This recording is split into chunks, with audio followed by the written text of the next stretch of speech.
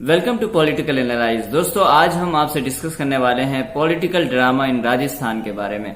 लेकिन उससे पहले आप सबको पता है कि कोविड-19 की जो सूरत हाल है हमारे यहाँ बहुत ही खराब हो चुकी है। हम तीसरे नंबर पे पहुंच चुके हैं। 9 लाख से ज्यादा केसेस हमारे यहाँ कंफर्म हो चुके हैं। 23,000 से ज्यादा लोगों की डेथ हो चुकी है। ये डिटेल आपके सामने है। और इन सब के बावजूद हमारे यहाँ पॉलिटिकल ड्रामा शुरू से ही चल रहा है। कभी मध्य प्रदेश के अंदर हो तो कभी राजस्थान के अंदर हो।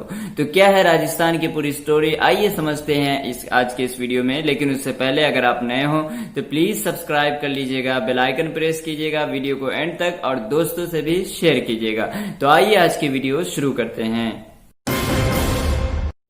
ये पूरा ड्रामा जो आप देख रहे हैं राजस्थान के अंदर, एक्चुअली कांग्रेस यानी अशोक गहलोत की सरकार ने इसको शुरू किया था। और इसके बारे में ज्यादातर पूरी जानकारी ऑलमोस्ट आपको मिल चुकी होगी। आपको ये भी मालूम हो चुका होगा कि सचिन पायलट को भी अब कांग्रेस ने बाहर का रास्ता दिखला दिया है, जिनको कांग्रेस का एक फ्यूचर के तौर पर देखा जाता था। देखिए, इस पूरे क्राइसिस से कुछ बातें जो निकल करके आती है, जिनको हमें समझने की जरूरत है और जो समझ आती है, जिसको हम डिस्कस करने वाले हैं अभी। पहली बात यह है कि कांग्रेस या फिर अशोक गहलोत की सरकार ये हमेशा बीजेपी पे ये इल्जाम लगाती रही है कि हमारे एमएलएस को या हमारे एमपीज को खरीदने की कोशिश की जा रही है। 15 करोड़ रुपए देने की कोशिश की जा रही है, जिसकी तफसील उन्होंने अभी भी कुछ दिन पहले दी थी, जब इस क्राइसिस के अंदर। उससे पहले राज्यसभा का जब इलेक्शन हो रहा था उसके वक्त भी इस तरह की बातें कही गई, और जब मध्य प्रदेश के अंदर क्राइसिस था तो वो बात भी कही गई। मैं ये नहीं कह रहा कि वो गलत है अपने आप में, लेकिन उसके साथ ये भी बात निकल करके आ रही है सामने कि सचिन पायलट जो कि एक डिप्टी सीएम थे, उनको भी बहुत हद तक डिस्क्रिमिनेशन का सामना था। उनके लोगों को परेशानी थी और भी बहुत सारी प्रॉब्लम उनको फेस करनी पड़ रही थी। जाहिर है कि अगर डिप्टी सीएम के साथ इस तरह की प्रॉब्लम है तो कोई आम के साथ भी हो सकती है। इस तरह के सिचुएशन में अगर कोई कांग्रेस को छोड़ करके बीजेपी में चला जाता है तो सिर्फ पैसे को इल्जाम देना और सिर्फ बीजेपी को इल्जाम देना ये बिल्कुल गलत होगा, जिस बात को आज अच्छी तरह से समझा जा सकता है। तो इसका एक सीधा सा मतलब यह है कि कांग्रेस को अपने घर पे भी काम करने की जरूरत है, अपने दामन में भी झांकने की जरूरत है। दूसरी बात यह है कि वो बीजेपी हो या कांग्रेस, इन दोनों में से किसी को भी ज्यादा फिक्र नहीं है कोविड-19 के बारे में, क्योंकि जब मध्य प्रदेश के अंदर वो क्राइसिस चल रहा था वो वही वक्त था जब कोविड-19 पे पूरी तरह से फोकस करने की जरूरत थी। और अब जब कोविड-19 पीक पर है, जैसा कि हमने पहले ही कहा कि 23,000 से ज्यादा लोगों की डेथ हो चुकी है, 9 लाख से ज्यादा लोग कंफर्म हो चुके हैं। ऑन द डेली बेसिस 25 से 28,000 लोग कंफर्म होते हुए आ रहे हैं। ऐसे वक्त में इस तरह की क्राइसिस को से जूझना ये बहुत ही खतरनाक है, और ये इस बात का भी इशारा देती है कि सरकार कोविड-19 को लेकर के कितना ज्यादा सीरियस है। उनके सामने उनकी प्रायोरिटीज कोविड-19 है या उनकी अपनी कुर्सी है। अब आइए देखते हैं, जो चूंकि कांग्रेस हमेशा इल्जाम लगाती रही है, तो आइए उस इल्जाम को थोड़ा और डीपली समझते हैं। देखिए, कांग्रेस का जो इल्जाम है, मल्टीपल टाइम्स उन्होंने इस बात को उजागर किया है और कहा है, और कांग्रेस बीजेपी पे इल्जाम लगाया है कि उन्होंने हमारे एमएलएस को खरीदने की कोशिश की है, पैसा दिया है वगैरह वगैरह। देखिए, पैसा ऑफर करना या पैसा देना और उसके जरिए से एमएलएस को खरीदना, नो डाउट ये एक रियली शेमफुल, डिसअपॉइंटिंग और बहुत ही ज्यादा dangerous for any democratic country.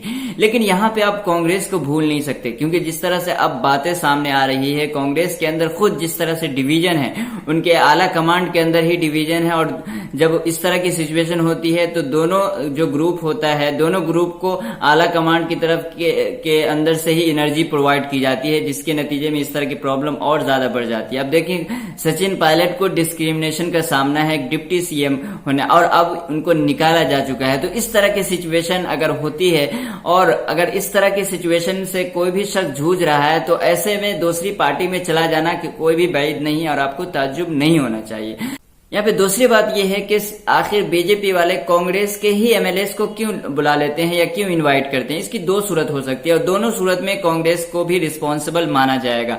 पहली बात तो यह है कि वो यानी बीजेपी की तरफ से कांग्रेस ही को पैसा दिया जाता है, यानी उनके एमएलएस को, और वो लोग चले जाते हैं। इस सूरत में भी कांग्रेस रिस्पॉन्सिबल है कि आखिर आपके अंदर क्या ऐसी कमी है जो आपके लीडर छोड़ करके चले जाते हैं। दूसरी सूरत यह है कि वो देते तो और को भी है, यानी दूसरी पार्टी के एमएलएस को भी लेकिन जाते सिर्फ कांग्रेस के हैं। तो इस सूरत में भी कांग्रेस को रिस्पॉन्सिबल माना जाएगा कि आपके ही एमएलएस क्यों छोड़ते हैं या आपके ही मेंबरान क्यों छोड़ते हैं। तो ओवरऑल जो भी ये खरीदो फरोख्त का जो सिलसिला चल रहा है या आपको देखने या सुनने को मिल रहा है, अगर आप इसमें सिर्फ बीजेपी को अक्यूज करते हैं तो आप बिल्कुल गलत हैं। आप भूल नहीं सकते कि कांग्रेस का जो परफॉर्मेंस रहा है इस हवाले से, यानी अपनी पार्टी के अंदर जिस तरह से डिवीजन है वो बहुत ही खतरनाक है। और इस तरह की सिचुएशन में अगर कोई उनका लीडर छोड़ करके चला जाता है तो कोई बात नहीं है। और यही वजह है कि कांग्रेस बुरी तरह से नाकाम हुई है एक अच्छी अपोजिशन को साबित करने में। और बहुत मुमकिन है कि जब इन चीजों में नाकाम है और उनके लीडर छोड़ करके जा रहे हैं तो उनको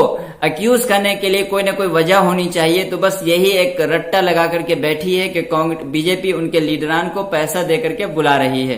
दोस्तों यहाँ पे सम ऑफ द कांग्रेसी लीडर्स ये कहते हुए नजर आएंगे आपको कि सचिन पायलट के जाने की वजह से कांग्रेस पे कोई फर्क नहीं पड़ेगा, क्योंकि कांग्रेस के पास ऑलरेडी अभी भी 110 के आसपास एमएलएज हैं, तो इससे कोई फर्क नहीं पड़ेगा। अगर इस तरह की सोच के साथ उनकी आला कमांड भी आगे बढ़ती है और शायद जिस तरह से अब देखने को मिल रहा है सचिन पायलट को उनके ओहदे से अब उनका ओहदा उनसे खत्म कर दिया गया है, अगर इसी तरह की सोच तो ये बहुत बड़ा सेटबैक होगा कांग्रेस के लिए।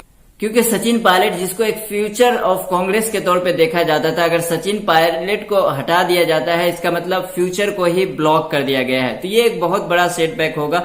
और एक ऐसा शख्स जिसका एक बहुत इंपॉर्टेंट रोल था राजस्थान की सरकार बनाने में और बहुत ज्यादा उनका इन्फ्लुएंस भी है लोगों में, लोगों के अंदर भी बहुत ज्यादा मकबूल है, तो फिर ऐसे लोगों को या ऐसे शख्स को निकाल देना ये जरूर कहीं ना कहीं कांग्रेस के लिए एक बहुत बड़ा सेटबैक होगा।